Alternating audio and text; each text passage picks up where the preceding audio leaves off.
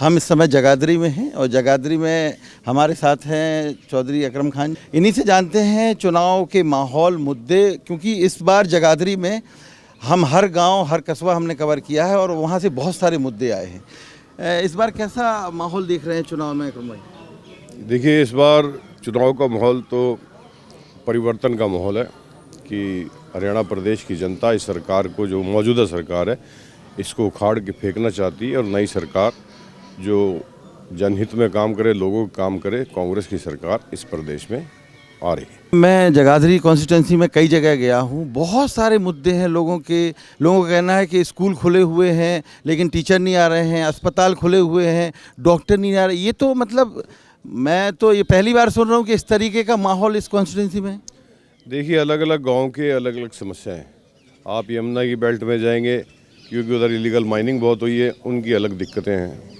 उनको बाढ़ से बचाव की दिक्कतें हैं, क्योंकि तटबंध तक भी इस इलीगल माइनिंग में उनको भी नुकसान हुआ है और फॉरेस्ट और पंचायत की ज़मीनें भी खोदी गई हैं। आप और किसी गांव में जाएंगे कहीं भी सड़क की समस्या है, कहीं स्कूलों में, जैसे आपने बिल्कुल ठीक कहा, मास्टर नहीं है, और कई हॉस्पिटल्स हैं जिनमें डॉक्टर नहीं है। तो इस प्रकार की अलग अलग समस्याएं हैं, गांव से गांव डिफर करती हैं। लेकिन मेनली मुद्दा ये है कि अगर आप हमारे ज़िला लेवल पे देखें, 4 विधायक इनके 2014 में यहाँ की ज़िले की जनता ने बनाए थे और तब से अब तक 10 साल इनके राज को हो गए। हमारे डिस्ट्रिक्ट को कोई ऐसा, इस डिस्ट्रिक्ट में कोई ऐसा काम नहीं हुआ जिसको भारतीय जनता पार्टी वाले कह सके कि हाँ, एक ये बड़ा काम हमने जिला यमुनानगर के लिए किया। और ये एक नई चीज़ देखने को मिली है। पिछली बार भी मुलाकात हुई थी आपसे।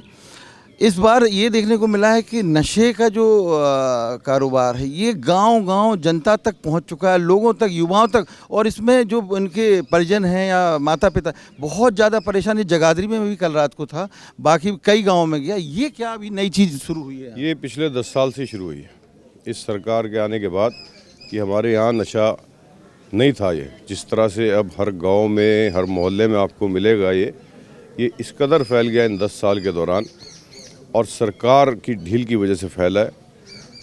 पूरे इलाके में जो युवा है, आज एक तो बेरोजगारी है, दूसरा युवा इसकी चपेट में आ गया है।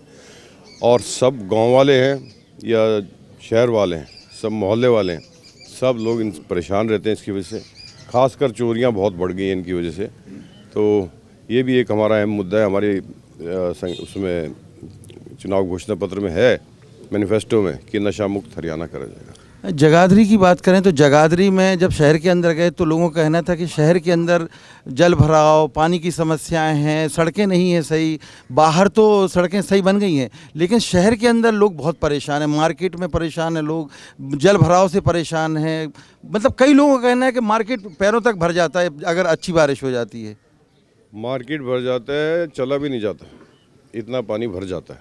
ये जगाधरी के बीच में अगर आप जाएंगे, उनकी बिल्कुल समस्या और जायज़ बता रहे हैं अपनी, वहाँ बहुत ज़्यादा पानी भरता है और उसका कोई ना कोई समाधान देखो इनसे तो हुआ नहीं 10 साल के दौरान। जब भी आते हैं बरसात के टाइम एक आधा राउंड वहाँ लगता ही है हमेशा।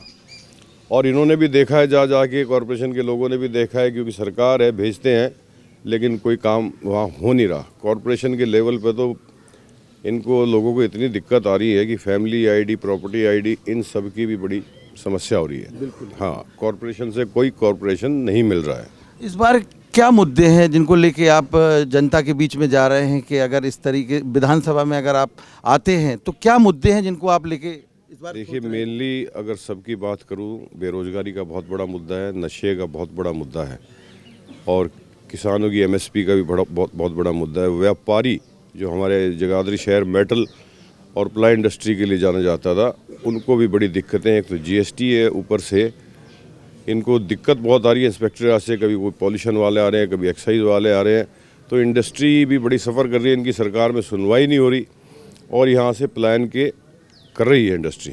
तो ये भी एक बहुत बड़ा मुद्दा है। तो हर एक जगह कई मुद्दे हैं हमारे इलाके के। बीजेपी का कहना है कि पर्ची और खर्ची वाला जो हिसाब चल रहा था वो अब हमने बंद कर दिया है और ये अब नहीं चलेगा। मतलब लेकिन मैं जब ग्राउंड में गया तो ये बहुत सारी चीज़ें देखने को मिली हैं कि आम आदमी परेशान है। ये इनके जुमले हैं, जैसे 400 पार, अब की बार 75 पार, अब ये पर्ची खर्ची ये भी जुमला है।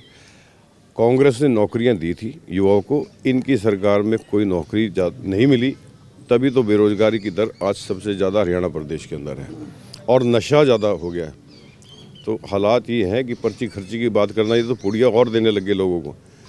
तो इनके इसमें ये कौशल रोजगार में इसमें भी करप्शन है, ये भी बिल्कुल करप्ट सिस्टम बना हुआ है। तो पर्ची और खर्ची की तो वो ऐसी नाजायज़ बात करते हैं, ऐसी कोई बात नहीं। हमारे टाइम में नौकरियां इलाके में जितनी आई हैं कांग्रेस के राज में, इस भारतीय जनता पार्टी की सरकार में नहीं आई।